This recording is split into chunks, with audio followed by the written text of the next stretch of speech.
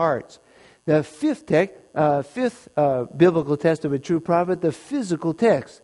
Notice what it says here, how prophets experience the power of God. Prophets experience visions with their eyes open. Their eyes remain open throughout the vision. That's found in Numbers 24 and verse 4.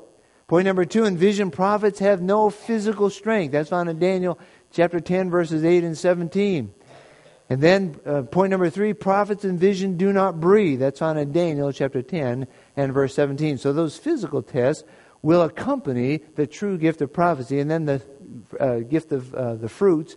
Matthew 7 and verse 15, beware of false prophets which come to you in sheep's clothing, but inwardly they are ravening wolves. So how are false prophets going to come in sheep's clothing? What does that mean? They're going to talk about Jesus. They're going to use the Bible. They're going to say that God's called them. They're going to do miracles in the name of Jesus.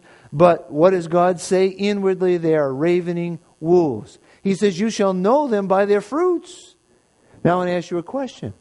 Would a true prophet be making millions and millions and millions of dollars off of people who are living on fixed incomes, and a true prophet going around in jets and all these big things? Would that be a true prophet, yes or no? No way, folks. No way. If God raises someone up to give a message, they're going to be humble and they're going to live simply, because in every way they want to honor the Lord and exalt the Lord Jesus Christ.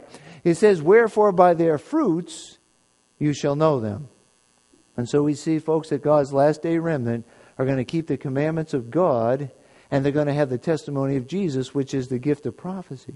Could it be, as we've already read here tonight in the Bible, that God would raise up someone at the end of time to call attention to the last great time prophecy in the Bible, the 2300-year prophecy, that would call attention to the final judgment, that God would raise up someone under the power of the Holy Spirit to call attention to that? Obviously, we know that has to be true because it is part of the teaching of God's Word, part of the precedent that God's Word has given us. Now, let's think about some. It's very fascinating that the 2300-year prophecy came to its fulfillment in 1844. That is an unimpeachable understanding right out of the Bible. We studied that in a night in the past. Around that time, we began to see a whole bunch of people arise claiming to have the gift of prophecy.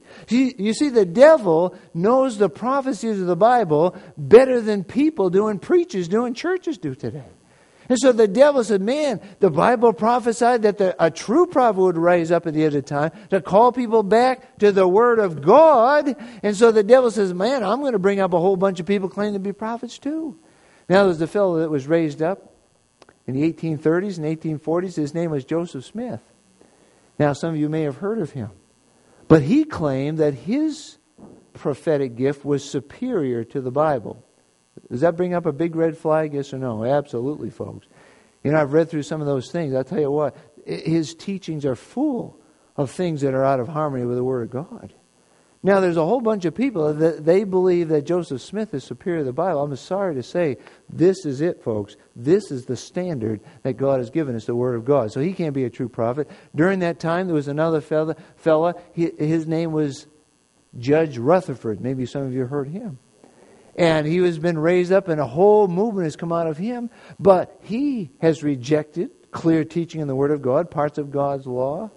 There was another woman who was raised up during that time. Her name was Mary Baker Eddy, who teaches that there's no such thing as sin, and that sickness is just a figment of the imagination.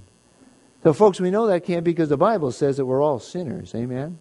We've all sinned and come short. So there was a whole bunch of people, there's others, but all coming up around that time. But I want to share something with you here tonight. 1 Corinthians 12:28. God has set some in the church. First apostles, secondary prophets, thirdly teachers. After that, miracles, gifts of healings, helps, governments, diversity of tongues. There's over 20 gifts of the Holy Spirit. They're all equal. They're all important. But one of them is the gift of prophecy. We know it's going to be at the end. Now, I want you to think about this. Has God blessed the Adventist church with the gift of prophecy? I'm going to share with you here tonight what I believe God raised up a true prophet at the end to call attention back to the truth in God's holy word. In 1844, a group who believed the second advent of Christ was to occur that year were deeply disappointed when he didn't return. I want to tell you a little history. Back in the 1830s and the 1840s in America and in many places in the world, there was called what is now called the Great Advent Awakening, or the Second Great Advent Awakening. And during that time, God raised up voices from all different churches. One of the most well-known voices was a Baptist preacher, a Baptist minister, and his name was William Miller. And these different voices all over the world began to study the prophecies because they sensed that God was coming soon. And so as they were studying the prophecies, William Miller, a Baptist preacher, he began to preach from Daniel and Revelation, and one of his great prophecies he preached on was the 2300-year prophecy. But he was mistaken, and his followers were mistaken. They thought when the 2300-year prophecy was done, the cleansing of the sanctuary was God destroying this earth at Jesus' coming. And so the people were caught up in this, and as that time came and went, there was what is called a great disappointment. And most of William Miller's followers just fell away and gave up their experience and said it doesn't really matter. You know, this wasn't of God, and so they just went back out into secular society. But there were those in that movement who began to search the Scriptures deeper because they said, we know the Holy Spirit has led us, God has led us, and we want to see what our mistake was. Now think about this. When Jesus came on this earth the first time, His disciples also had a great disappointment. When Jesus was here on this earth the first time, when Jesus was telling them the prophecies of His death on the cross, did the disciples understand that? Yes or no? They didn't. They thought that Jesus was going to be crowned and He was going to be the king right then. And so when He was killed on the cross, they were shattered. Their whole lives were torn apart and they were greatly disappointed. But when Jesus was raised up from the dead, He explained to them that they had a misunderstanding of the prophecies for that time. That's exactly what happened to William Miller and his followers. Folks, in this great Advent awakening, there were people from every church. There were people from the Congregational Church. There were people from the Methodist Church. There were people from the Presbyterian Church. There were people from the Episcopal Church and the Baptist Church. There were people who didn't even go to church. And they believed the prophecies that William Miller was preaching, but they didn't understand the implication of the cleansing of the sanctuary. And so when the time came and went, those who were true in their heart to God, they said, man, we must have made a mistake in understanding. So they kept searching, and they kept searching, and they kept digging in the Word and digging in the Word. And around that time, God raised up someone. A young lady, she was only 17. She was born in Gorham, Maine. Her name is Ellen White. It was her original name, her maiden name was Ellen Harmon. And God raised her up, and she had her first vision when she was 17 years of age. As a matter of fact, it's fascinating. A secular writer just in the last 2 or 3 weeks was writing here in one of the newspapers. Yeah, Kristen's got a copy of it. That she had a vision and a healing right over in this church. Used to be a church just down the street here.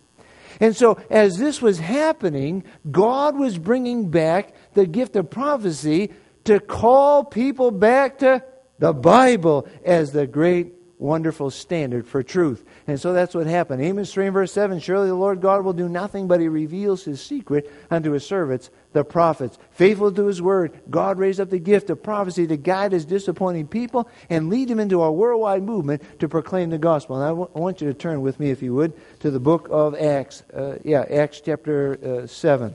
And in Acts chapter 7, I want you to notice what the Bible says will happen to true prophets.